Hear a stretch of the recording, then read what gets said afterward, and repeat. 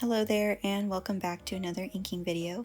Today I'm just going to talk a little bit about my process while I ink these two characters here. I typically start out by inking a very basic outline of everything first before I go in with too much detail. This just helps me start from a very clean base and work my way up to more and more detail as I go along. Also, I'm going to be turning my paper quite a bit. I've tried to edit most of it out so it's not super distracting, but you definitely get better curves by turning your paper and using the natural motion of your wrist rather than staying in one place.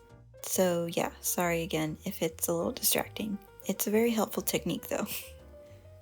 You know what's funny? This character here that I'm drawing always gets compared, or not even compared, people straight up think that I'm drawing Merida from Brave.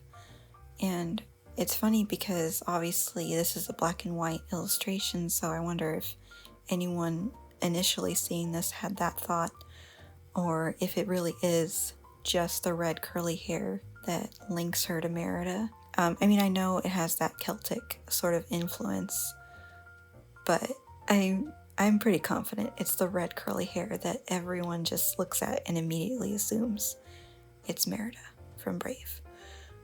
Well, it's not. But anyway, I'll stop ranting about that now. I did want to talk a little bit about inking with a dip pen. Something really essential to inking with this type of medium is remembering to have a scrap piece of paper, because every time you dunk into your bottle, you want to get off any excess ink so it doesn't blob. And then another thing is that this ink does not dry quickly. So if you put your hand over it, like I did here, oops, you're gonna smudge your ink a bit. And thankfully it wasn't that bad, and I just saved it with my trusty white gouache. I feel like I'm Mark Crilly, oh my gosh. Except I guess Mark Crilly always used his white gouache at the end of his piece to enhance it, and I'm using it to cover up my sloppy mistakes. So definitely nothing like Mark Crilly, but I did watch him a lot when I was learning how to draw. And actually this year he liked one of my Instagram posts I tagged him in, and that was pretty cool for me. So yeah, that's my little Mark Crilly story for you.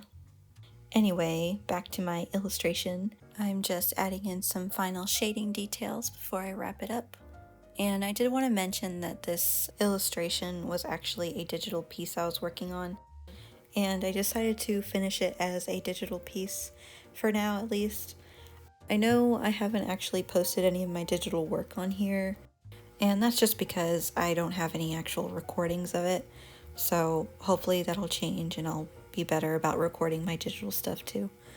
But if you guys are super curious about my digital work, just go check out my Instagram or my website. Both will be linked in the description. But yeah, that's all I have for this illustration, guys. Thank you so much for watching, if anyone is watching. And if you want to see more, please subscribe to my channel. I'm going to try and post every week, hopefully.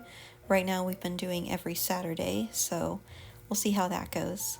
But yeah, I will see you guys in the next video. Thanks again for watching. Bye.